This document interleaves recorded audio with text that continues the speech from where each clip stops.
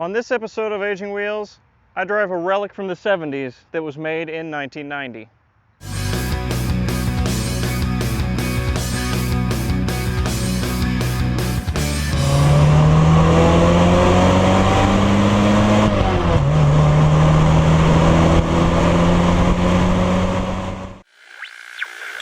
Let's start with the exterior of this car. If there's one word I could use to describe it, it would be solid. I mean, these doors, they weigh a ton. All of this metal is extremely thick. There is some surface rust that's starting to appear on the roof over here, but I feel like with the thickness of the metal, I mean, it's like Russia grade Lada thickness. I feel like it would take the rust at least 1,000 years to eat all the way through the metal. I mean, there's even some rust here starting to appear because the paint quality isn't very good, but I don't think it's a problem right now. If I were to describe the styling on this car, aside from using a decade to describe it, like the 70s, which is when it was styled, I would describe it as the quintessential box-on-box shape. So this car was based on the GM B-body platform, which started being manufactured in, I'm not making this up, 1926. Now this was one of the last cars to use this platform. In fact, the last car to use it was the Caprice, the generation Caprice after this one was made. Powering this thing is a Chevrolet 305 small block, producing about 170 horsepower. Now, if you got into this car and wished it had more power, you're probably driving it incorrectly. All right, so what is this car like to drive? Well, it deserves the term land yacht like no other car I've ever driven. Let me just come to a stop, and as soon as the suspension rebounds, it keeps rebounding back and forth. Let's describe it piece by piece, all right? The steering is super light, like super light. It's the lightest steering I've ever encountered, and of course it's the antithesis of steering feel. You can't feel anything the front wheels are doing. Let's see, the brakes, aside from being mush, they kind of act like on and off switches, which is terrifying. Let's see. Oh, the acceleration. I can describe this very easily because the acceleration is like a torque shove. You don't feel any power. You just put your foot on the gas. You don't hear anything. It's incredibly silent. And you just start moving forward. And the transmission is a 4-speed slush box. And it's very slushy, which in this kind of car is perfect. I mean, it fits the character of this car amazingly well. Because you're just driving along, being shoved along with a little hand of torque, and it just seamlessly shifts through gears. Granted, when I say seamlessly, I do mean it clunks into gears. It's beside the point.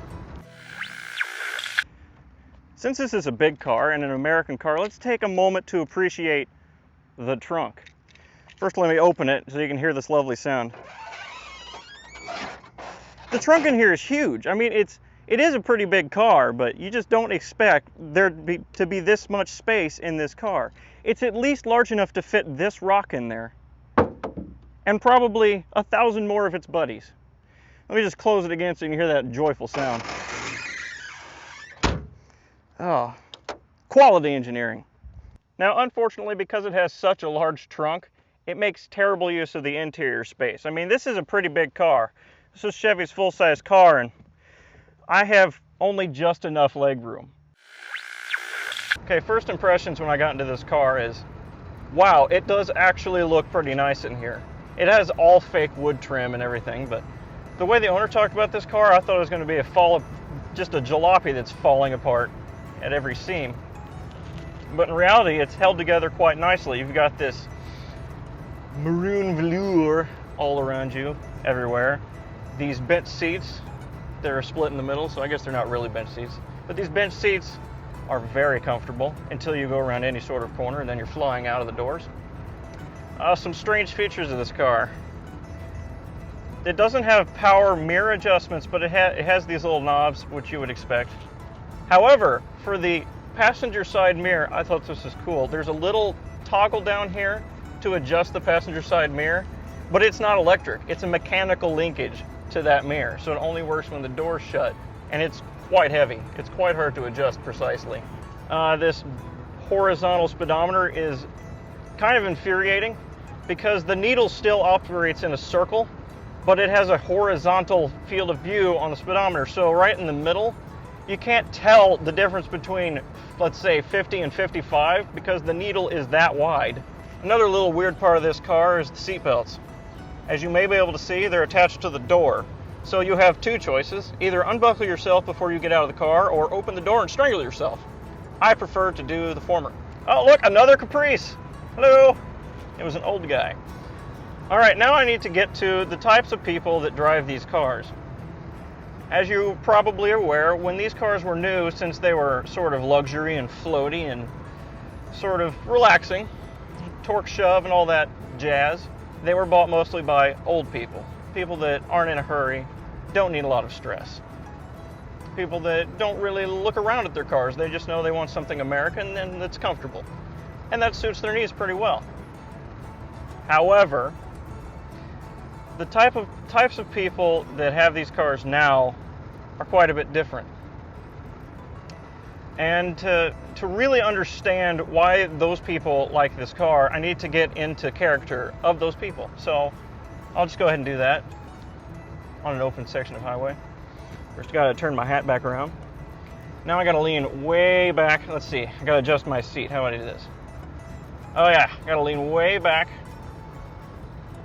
All right, yeah, comfortable. Now I gotta hold the steering wheel like this. I gotta dangle my arm out the window, but that would ruin the audio, so I'll just dangle it right here. Now, when you get into character of the people that buy these cars, you really start to understand why they like them, because the steering is super light, and when your arm's outstretched like this, you don't have a lot of leverage. It makes it really comfortable.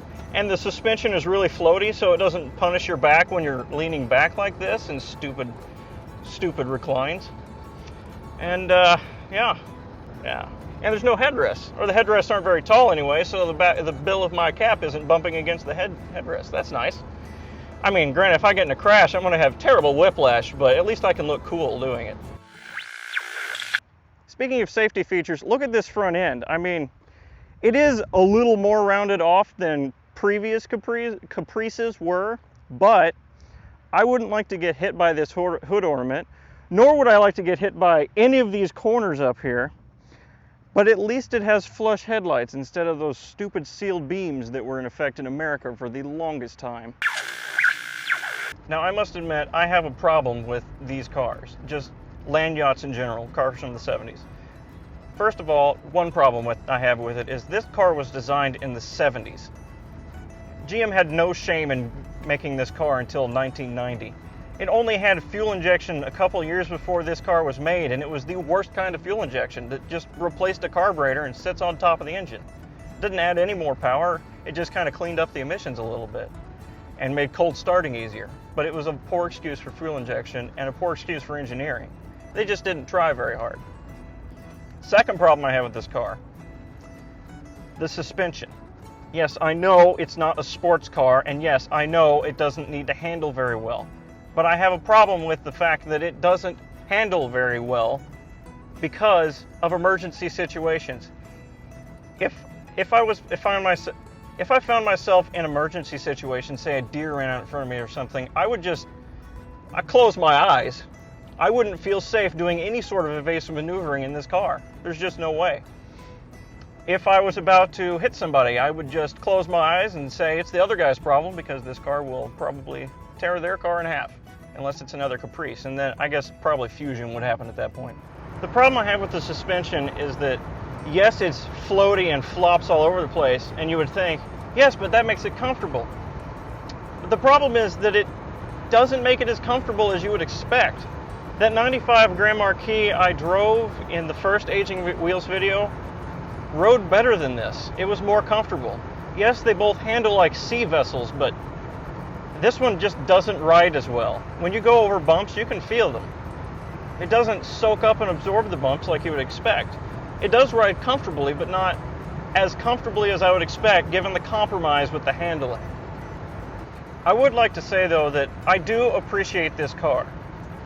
If I were to buy a new car in 1990, I would hate it a lot because it's just a relic from the 70s. But since years have passed since then, I do appreciate it because all the panels on this thing are just made out of the thickest type of steel. And the interior's held up very well. It could have been the owner maintaining the interior. Just everything about it is solid.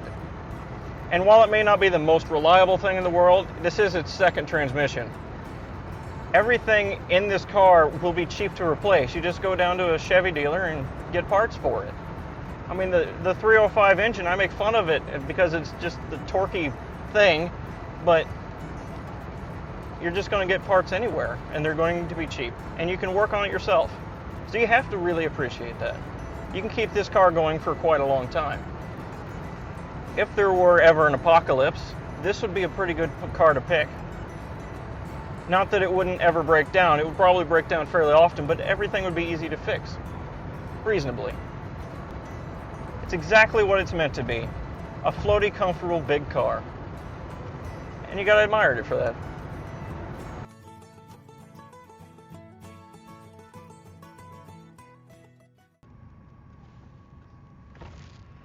What's the GoPro for? Oh, I'm doing a video for YouTube. Oh, really? Yeah. Doing a review of this car. Huh? What's your channel? Aging Wheels. Asian Wheels? Aging? Aging. Yeah, Aging Wheels. I'll write that down. All right. All right. Thanks. I'll get some money from you. All right. Yeah, look how cool I am. Yeah. Now, coming back into the real world, let me move my seat back up. This car was built in an era when luxury meant, my car is bigger than yours, and it floats all over the place.